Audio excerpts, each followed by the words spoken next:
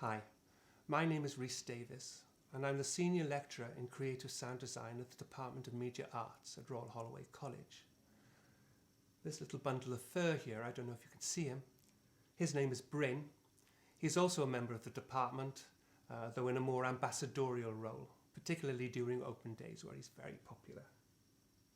Anyway, next year I'll be running a sound art course for my third year undergraduates, examining the practices of the avant-garde in sound in the mid-20th century. It's a practical course, and so I've been searching junk shops and charity shops for old technology, be it microphones, amplifiers, guitar amps and tape recorders.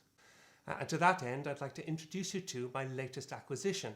This is the Gundig TK20 valve-driven tape recorder, released in 1958, retailing at £60, which was a considerable sum of money in those days. So actually, let's have a little listen to what it sounds like. So I'll just press play. This tape was on this machine when I bought it. Oh, it's jazz. Oh. Eventually. This is for you, Professor McKay. Oh, and there we have it. A good time to stop. The reason I'm showing you this today is not so much for its tape recorder facilities. I'll be using it in class, we'll be making tape loops, and it'll be encouraging students to conceptualize what they want to do before they do it, something I think that's been lost somewhat in the digital age. But the reason I'm showing it to you today is because I want to demonstrate its amplification facilities. Built into this tape recorder is a 2.5 watt valve-driven amplifier, and it's based on the Mullard circuit. Lots of equipment in those days, tape recorders, even televisions, guitar amps, were all based around the Mullard circuit.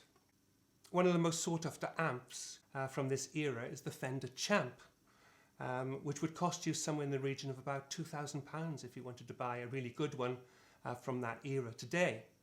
This cost me £15. Now they're very similar in terms of the circuit diagrams.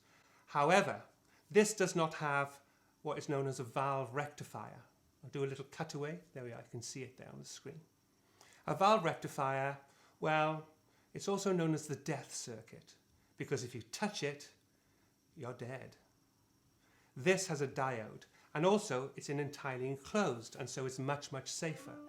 So, what does it sound like if you plug a guitar into it? So I soldered the DIN plug onto a guitar cable and plugged it in. I couldn't believe it. It sounded beautiful. It sounded like George Harrison recording the Please Please Me album in 1962. It just sounds like the 50s. And actually, all of these warming electronics, it makes it smell like the 1950s anyway. I was so enthused by this that I actually recorded a song called Dog Howl Blues that you can find on this site, where I recorded the vocals and guitars live twice and did a kind of split screen thing. You'll understand when you see it. So anyway, enjoy. I hope you watch it.